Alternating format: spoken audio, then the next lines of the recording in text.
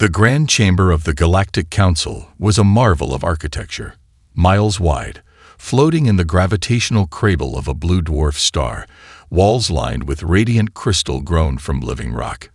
It was here, in this supposed beacon of peace and progress, that over 1,000 species convened to pass judgment on one: humanity. Ambassador Elena Vos stood at the center of the amphitheater, surrounded by tiered rows of alien dignitaries. She was alone. No aides, no allies. Just a lone human figure clad in black, her expression unreadable, her posture unshaken despite the weight of centuries pressing down on her shoulders. Above her, the High Speaker of the Council, a spindly, translucent creature from the Jevrak continuum, projected his voice across the chamber. Humanity has violated the tenets of the Galactic Accord too many times to ignore. Your emotional volatility, your relentless militarism, your refusal to conform to interspecies norms, it has endangered the stability of this council. Murmurs of agreement echoed from the delegates. Some hissed. Others nodded solemnly. A few, those from species who once benefited from Terran alliances, looked away, silent and complicit. You have been given every opportunity to integrate, the High Speaker continued. Yet you persist in acting as outliers, as disruptors. Your innovations disregard protocol. Your ethics are inconsistent with unity. And your presence in this chamber has become a source of discomfort. Voss didn't blink. The speaker raised a gnarled digit. By majority vote, humanity is hereby stripped of its council membership. Effective immediately, all trade privileges, diplomatic rights, and technological exchanges are severed. A chime rang, final and absolute. A pause hung in the air like the vacuum between stars. Then, slowly, Vos stepped forward. Her voice, when she spoke, was calm, measured, but each word struck with surgical precision. For decades, we tried to belong. We bled beside your people in your wars. We rebuilt your worlds after your plagues. We defended your borders when you were too afraid to fight. She turned, locking eyes with the representatives one by one. You call us volatile, but when the Exarech swarm descended, it was our ships that held the line. You call us primitive, but your children learn in human-built schools, and your sick are saved by Terran medicine. You called us dangerous. A faint, bitter smile touched her lips. And on that point, you may be right. The chamber fell into a dead silence. We will not appeal. We will not protest. You want us gone. Vos' eyes blazed with cold fire. Then we're gone. She stepped back and tapped a control on her wrist. Behind her, a portal shimmered to life. An old Terran-made gate, unregistered, untraceable, illegal under council law. Vos looked back one last time. Remember this day, not because you cast us out, but because of what comes next. And then she walked through the gate, alone. The portal snapped shut with a deafening silence. In the stillness that followed, a single thought began to ripple through the minds of every delegate present, quiet, unspoken, and terrifying in its simplicity. What have we just done? The fallout began before Elena Vos even stepped off the portal pad. In the minutes after her exit, ripples spread across the galaxy, not metaphorical ones, but real physical signals collapsing in upon themselves. Beacons blinked out like dying stars. Networks hiccuped. Relay stations, once humming with human-optimized bandwidth, went eerily silent. By the time the council had convened for a smug post-session celebration, Earth had already begun its withdrawal from the galactic grid. At the edge of the Denari cluster, a Silikian cargo fleet drifted to a halt mid-jump as its navigation eye, a hybrid coded in Earth's Terran OS, refused to respond. It didn't crash. It didn't malfunction. It simply said, "Connection, TE or MINATED. No longer recognized authority. Terran Systems Group, Autolock Protocol. 404D. By Hour 3, 100 similar shutdowns have been reported across the Council's infrastructure. terraforming hubs, deep space mining drills, medical eye on colonial worlds, civilian transport eyes, all silent, or worse, snarky.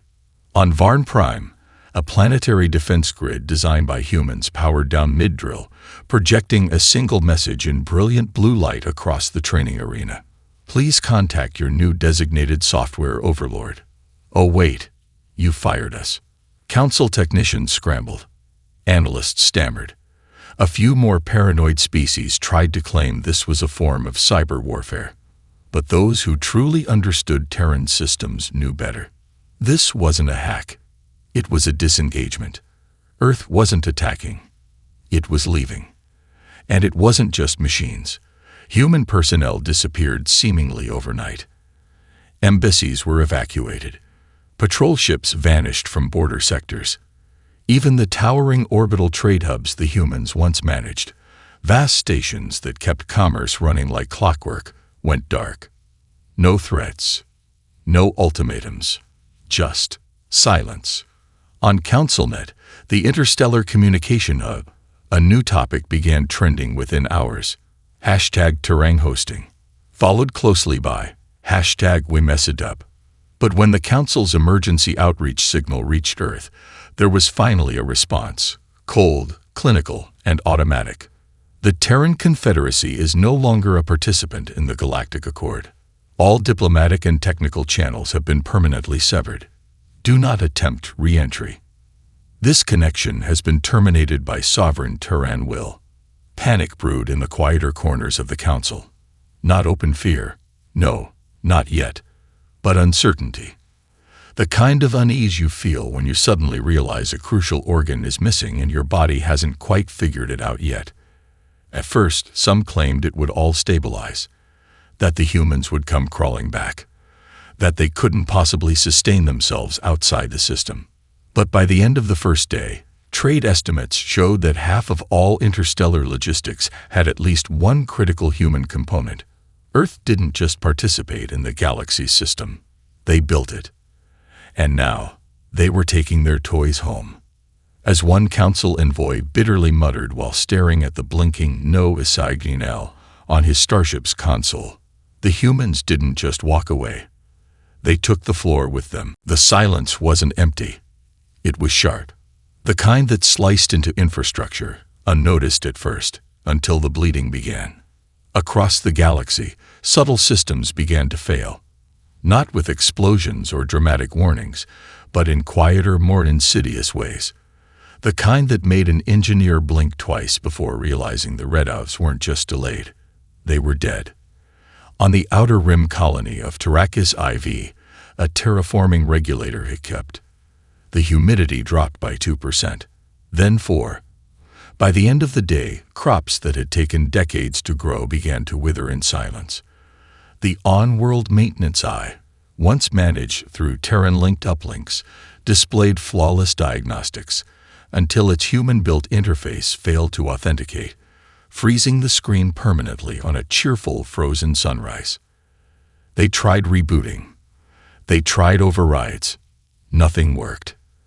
At a deep space research station orbiting a neutron star, the power grid, stabilized by a Terran-built quantum regulator, flickered once, then plunged the core deck into blackness. The emergency protocols, also human-designed, never engage. The station drifted helplessly for 8 hours before an old-fashioned distress beacon could be sent. When rescuers arrived, the data cores were irretrievable, and the team had already suffocated. Elsewhere, it was worse. Entire freight lanes collapsed without the guidance of Terran navigational networks. Civilian starliners lost their ability to coordinate high-velocity maneuvers. There were crashes. Some made the news. Most didn't. It was only then that the Council began to truly grasp the scale of their dependence. Not just in hardware, but in design, philosophy, integration. The galaxy had been running on Terran problem-solving for generations. Their systems were resilient, redundant, brutally efficient.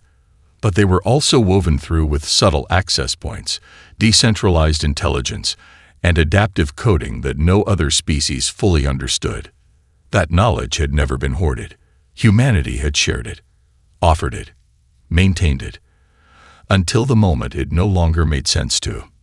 Now, with every passing day, more systems reverted to analog backups or limp along under patchwork fixes written by engineers who barely understood what they were copying.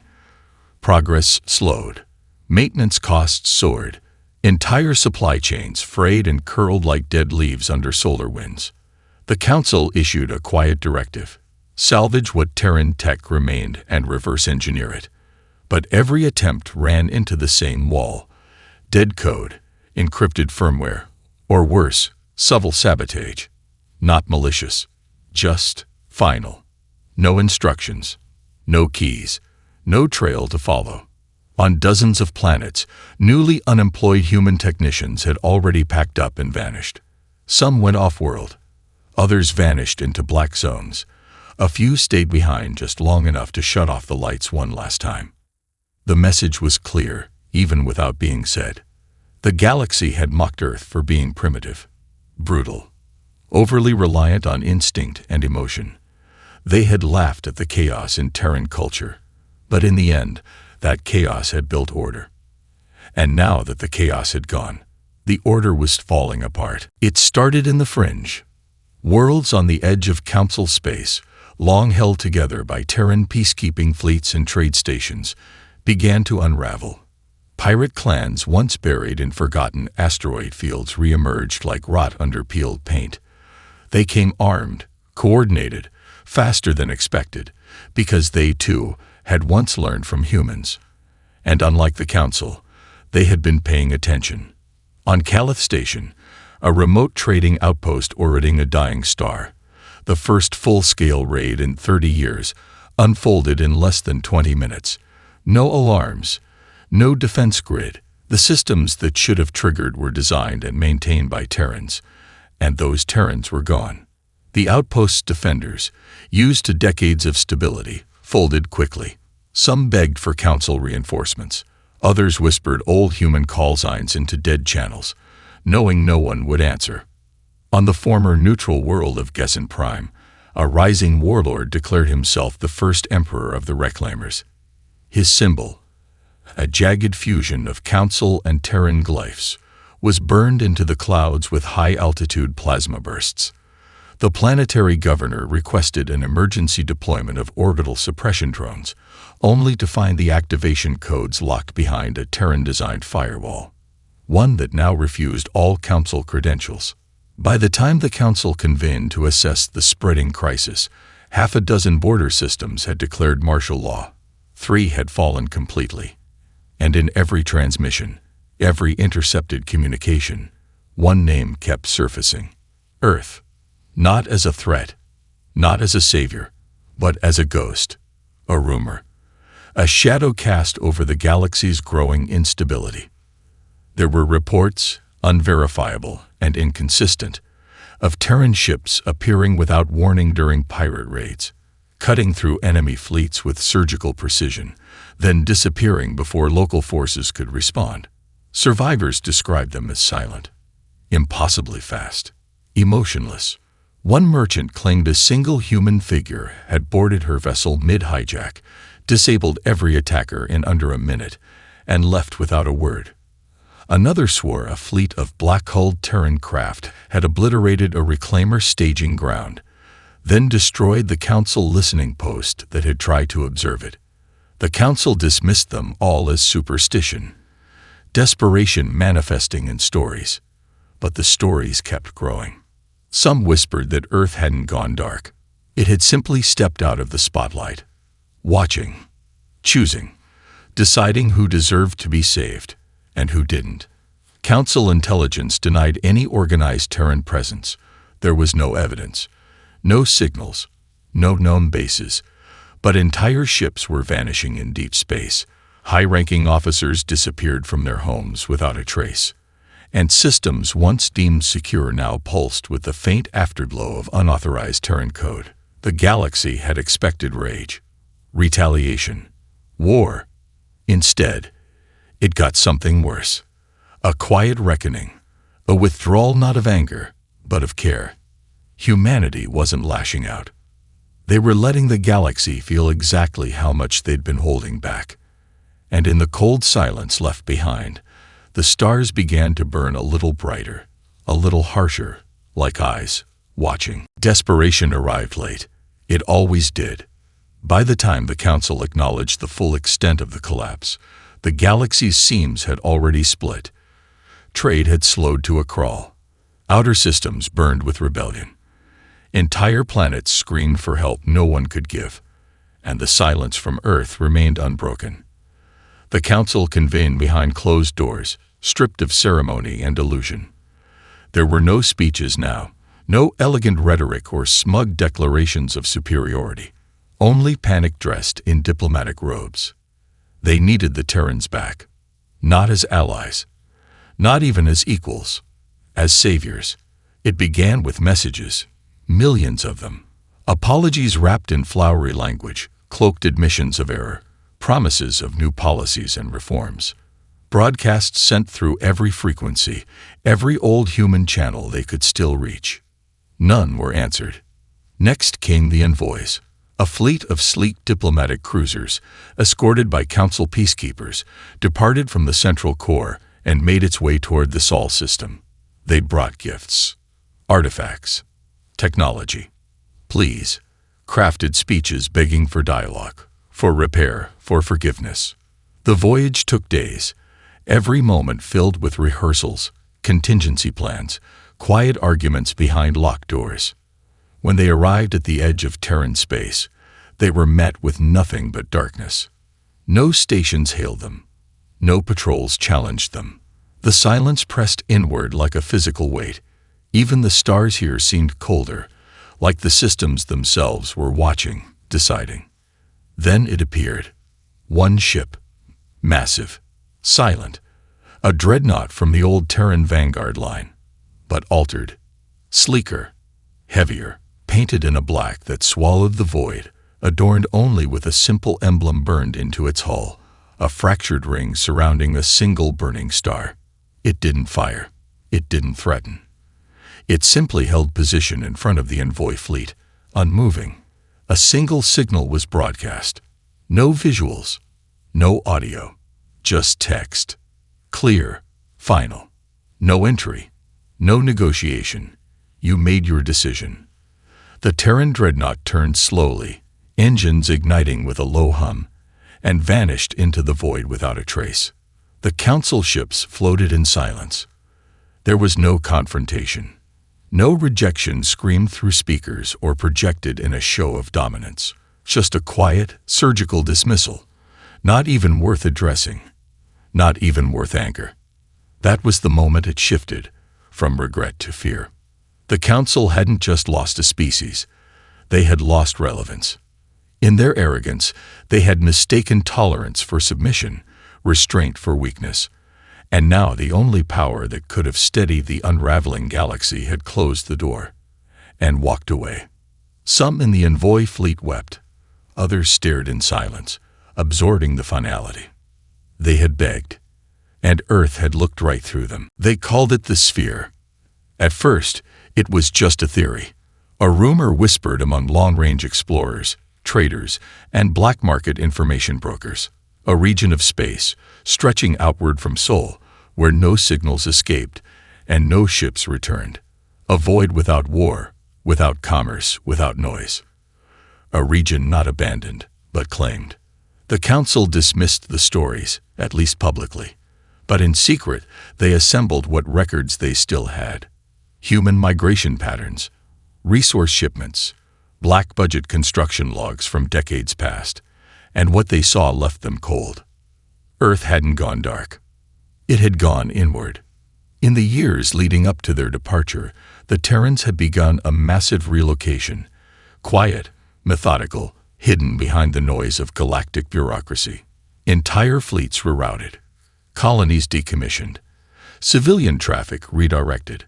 On the surface, it looked like retreat. It wasn't. It was consolidation. The sphere encompassed hundreds of systems now, possibly more. Every trace of it was scrubbed from public nav charts. Entry vectors no longer resolved. Gateways that once linked Earth to the greater galaxy had either vanished or been locked behind encryption no one could crack. Probes sent into the void were simply absorbed, gone without record, without resistance. And then came the satellites. One by one, observation buoys placed along the sphere's fringe began broadcasting impossible data. Gravity wells forming and shifting like machinery, stellar patterns rearranging with perfect symmetry, and once dead worlds springing to life with biosignatures so dense they defied natural growth. Terraforming on a scale never before recorded. But it wasn't just the speed. It was the precision, the intent. A network of worlds, stations, and megastructures taking shape across hundreds of light years. All of it coordinated, silent, hidden behind a curtain of engineered nothingness. The sphere wasn't just a wall. It was a forge. While the rest of the galaxy fractured, the Terrans had been building, rebuilding, perfecting, not in chaos, not in vengeance, but with purpose. A civilization unbound by diplomacy or delay, freed from compromise, focused. And the galaxy began to notice. Black flag ships disappeared near sphere-adjacent systems. Pirate clans that ventured too close simply stopped reporting. Infiltration drones returned stripped of memory and covered in strange crystalline growths that no xenobiologist could explain. The message wasn't spoken. It didn't have to be. This space is not yours. It had once been a joke, the humans, the upstarts, the emotional primitives. But now those same primitives had vanished into the dark and emerged with something new, something silent, something vast. And still, they hadn't attacked. Not once. But now, across the stars, the question was no longer, where did the humans go? It was, when are they coming back? It didn't come with a declaration. There was no warning broadcast, no grand fleet on the horizon, no trembling orator delivering vengeance in front of 1 trillion screens. It began with silence. The Reclaimers, the largest warband birthed from the chaos, had grown bold. Empowered by the Council's weakness, they moved through the core systems like a firestorm, seizing trade routes, enslaving colonies, destroying what they couldn't control. They spoke of ascendance, of conquest, of replacing the old order with one forged in brutality. Their mistake was simple. They touched the edge of the sphere. A scouting fleet, 50 ships strong, entered the outermost system of what had once been a Terran colony. No resistance, no signal, just a cold, barren star surrounded by inactive satellites and lifeless moons. They laughed. And then, one by one, they vanished from every system's tracking network. The footage would leak weeks later, recovered from a single Reclaimer escape pod, drifting far from where it should have been. The final minutes of the fleet's advance, captured in grainy visuals and shaky telemetry, became required viewing across 100 species. The Terran response was surgical. They arrived without flash, without sound. No energy spikes, no warp signatures, just sudden black shapes blooming from the void. Ships of unfamiliar design, smooth and matte like liquid obsidian. No identifying marks, no heat signatures, not even names. Weapons fired in perfect sync, erasing Reclaimer ships before they could react. No shields were raised. No evasive maneuvers succeeded. The Terran craft didn't pursue. They didn't gloat. They simply erased and departed. The whole thing lasted 94 seconds. It wasn't war. It was removal. Across the galaxy, a shudder passed through every system. The Council scrambled for explanations, for patterns. But there were none. The sphere remained silent. The Terrans issued no message, no ultimatum. Only silence followed the destruction. But the meaning was clear. This was not diplomacy. This was precision punishment. The Reclaimers scattered in fear, abandoning captured worlds in panic. Pirate factions retreated to hidden enclaves, their bravado replaced by paranoia. Former Council colonies, left defenseless for years, began to prepare rituals and symbols, once used by Terran allies, simple flags, glyphs, and colors broadcast across space, not as threats, but as protection. Appeals, prayers. The council called for restraint, for renewed talks, for reason, but no one listened, not anymore. Their words felt hollow now, echoes of a structure that no longer held any weight. The Terrans had broken their silence, not with conquest, with consequence. And across the stars, a new truth took hold like gravity. The galaxy wasn't waiting for humanity's return. It was already happening. By the time the council met again, the chamber felt like a tomb. Once a beacon of power and unity, it now echoed with the weariness of a dying institution. Half the seats were empty, delegates lost, defected, or simply refusing to return. The great banners that once fluttered with pride now hung limp, untouched by even simulated wind. A single message had preceded the meeting. It arrived not through official channels, but slipped through a dozen obsolete networks. No encryption, no signature, just text. This is your last gathering. Use it well. There were no threats, no demands, just a closing statement. Across the galaxy, the signs were everywhere. The Terrans were not invading. They were integrating. Quietly, without fanfare, they began to reappear, not as conquerors, but as something beyond that. Systems once fractured by civil war now operated under unified block code protocols, stabilizing overnight. Lawless sectors were suddenly flush with infrastructure. Ghostly machines repairing cities in silence, restoring water, power, atmosphere. Humanity had stopped asking for permission. They had started fixing the galaxy their way. Not everyone resisted.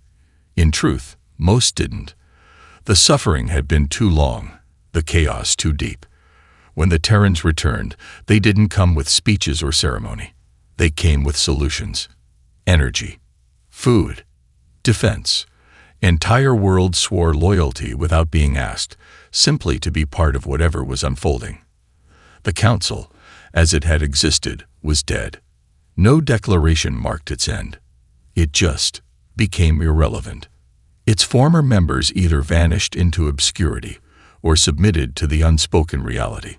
The center of power had shifted. And Earth never spoke. No leader emerged, no ideology was announced, but everyone felt the rhythm of the new age moving to a Terran pulse. Their systems ran smoother. Their networks grew larger. Their ships, once primitive and clunky, were now whispers in the void, moving faster than light without leaving signatures, appearing only when needed, leaving behind stabilized governments and revitalized ecosystems. Some called them ghosts, others guardians. But deep down, every species knew what had truly happened. The humans had walked away, and the galaxy had begged for them to return. But they didn't return as what they were. They returned as what they had become, something focused, sharpened by silence, tempered by exile. Not overlords, not tyrants, a silent force that didn't need to conquer. Because now, when a starport flickered back to life, or when ancient stations hummed with impossible energy, or when a pirate fleet vanished without trace, people didn't ask who had done it. They knew. Humanity had stopped laughing with the galaxy. Now, the galaxy moved in step with them, or not at all. The Terran sphere was no longer just territory. It was the new gravity of power, and everything else simply orbited.